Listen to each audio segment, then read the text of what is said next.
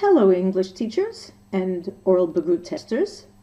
You've decided that you're fed up with doing all that traveling to go test kids in somebody else's school and not really get reimbursed properly for the traveling even. And you've decided to join the program that lets you test other kids via Skype and lets your kids be tested via Skype. Congratulations and welcome in.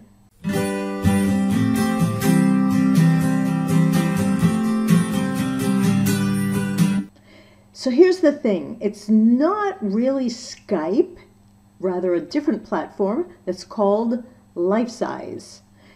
But it's as simple as Skype, and I'm going to walk you through it, and we're even going to do a test run with one of the teachers who's participating in the program this year. You'll be getting a link from the Marvad that's a letter that looks like this. In order to do this, there are 4 things I want to tell you.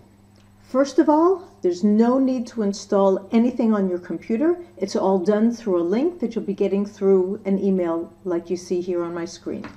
The second thing you need is a stable internet connection. You need a 2.5 mega bandwidth or more. Number 3, you should have Windows 7 or above installed on your computer. And finally, you're going to need a webcam and a headset. Something like this. If you're on your own in the place where you're going to be testing, you can maybe even do it without the headset, just with your speakers and a mic. But if you're going to be in a place where there might be other people walking around, other members of the family, or dogs snoring near you, you might want to use a headset like this. I prefer one that has a USB entry, because I find that that's the one that's most reliable. But the most important thing that you have to remember to do is to notify the testing department when it is that you're going to be doing the test. We also need more testers, so if you have any teachers that you think are willing to do this, of course they get paid for it, let me know. And what we're going to see now is an example of what it looks like. Okay, so let's see how this works. First of all, you want to use Chrome. My Chrome looks a little bit different just because I've gone incognito, nothing to do with it. You just use regular Chrome. You go into the website, lifesize.com. Even though we keep calling it the Skype format of the exam, we're not actually using Skype, we're using Life-Size, which is a similar platform to Skype, it's just as easy. You put in your username and your code, which you'll get from the testing department. So here we go. Sign in. Takes a few seconds.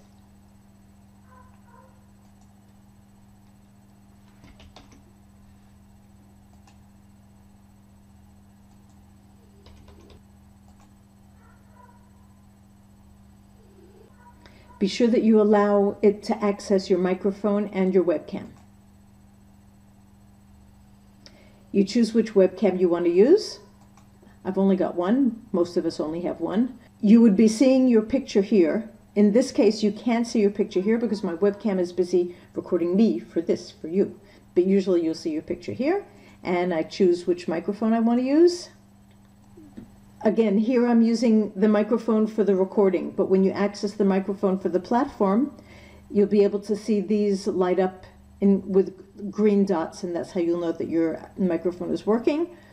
And don't tick this. You don't want your microphone muted at the beginning. You can test your speakers, which I'm not going to do now because they probably won't work either. And we go in using the webcam. You enter the name of the room that you're also going to be getting from the testing department. Start with camera on. You can do a pre-call camera and audio check here, which I'm not going to do because it won't work anyway, but I recommend you do it. Joining the meeting. And here we are, we're joining the meeting. What you see up here is the link to this room, and this is the link that you're going to be sharing. You click on link copied, and then you'll be able to share it with the school that you're going to be testing. Be sure that both of these are gray and not red. At the start of each individual test, you have to click on the record button.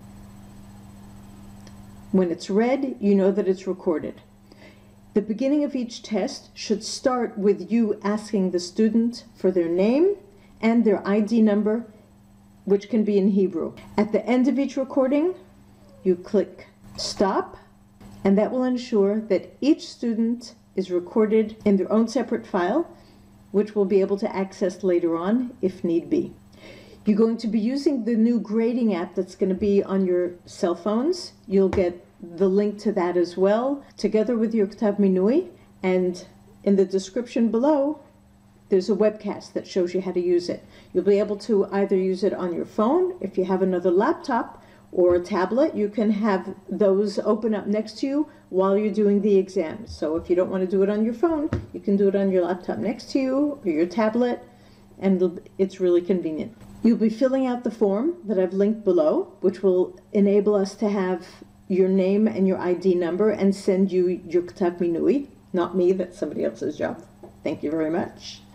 And once you get your Ktav Minui and you've set up the date to do the testing department will be in touch with you and do a trial run live on the website, on the Life Size, and they'll give you all of the help that you need before the test, as well as during the test, which is why they need to know when you're actually doing the test. So now that we've done all this, let's see how it really works. We're going to go talk to Carol, who's sitting on the other side of her camera in Sderot, and you'll be able to see what it's going to look like when you're doing the test. So tell me, Carol, in general, how did your students feel about the video conference version of the test? The students were very excited about doing something different. They weren't exactly sure of what to expect because, unfortunately, I didn't prepare them well in advance. For example, we didn't do the matkonet as it's being done for the Bagrut. But once they actually realized that there wasn't a live person sitting the other side, they really enjoyed it. I think they also felt less threatened. Not having a person there, although they could see and correspond with the person on the other side. All of them came out smiling. They were very happy. It was a good experience for them. Okay, and so what did you as a teacher feel? I was a little bit worried, thinking that they would be threatened by a computer, but I was pleasantly surprised. I think in hindsight, I will definitely prepare them more in practicing with the Skype version of the test, just to let them understand exactly what's going on with it. I was fortunate enough, because of it being a pilot, I could sit in the room for one or two of the tests, and it really went very well. We didn't have any snags or anything. For a couple of seconds, we lost connection. But immediately it was restored. The student wasn't upset or anything, so it went very smoothly. I highly recommend it. How are you going to do it this year? Is there anything that you're going to do differently? I'm going to practice like the old version, obviously, and then I'm definitely going to put them in one room, and I'm going to put myself in another room and just Skype from two computers, just to get them used to speaking to the computer. Right. So you're going to do the matkonet like through a Skype through a similar platform? More than just the matkonet. I'm going to practice and then do the matkonet on the Skype. I think they need exposure more than once. Yeah.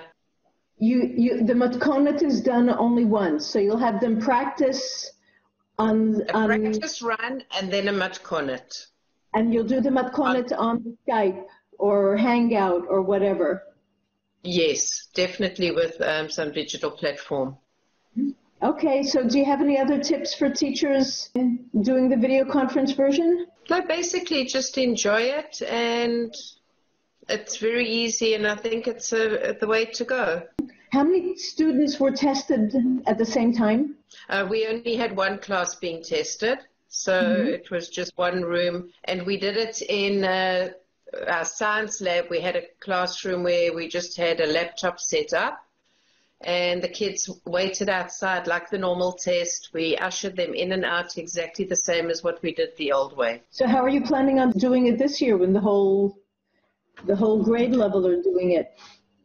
We will use 2 or 3 rooms in classrooms, so we're going to put 2 or 3 students. I did test it with 2 or 3 students with a headphone.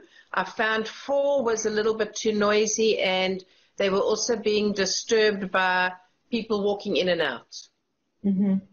Okay, so it depends on the conditions and the acoustics and the quality of headsets that you have. Yeah, but I think 3 in a classroom, 2 at the back and 1 further in the front. So if somebody leaves or comes in or out, changing to the next tester doesn't disturb them. Mm-hmm. Like one in each corner, and the door you enter in, and that's enough. Mm-hmm. Okay. Thank you very much, Carol. Carol, good day. Bye. Bye. Wishing everybody the best of luck for the testing this year. The testing department will be supporting you all, and I'm here to help. So thanks for joining us in this adventure.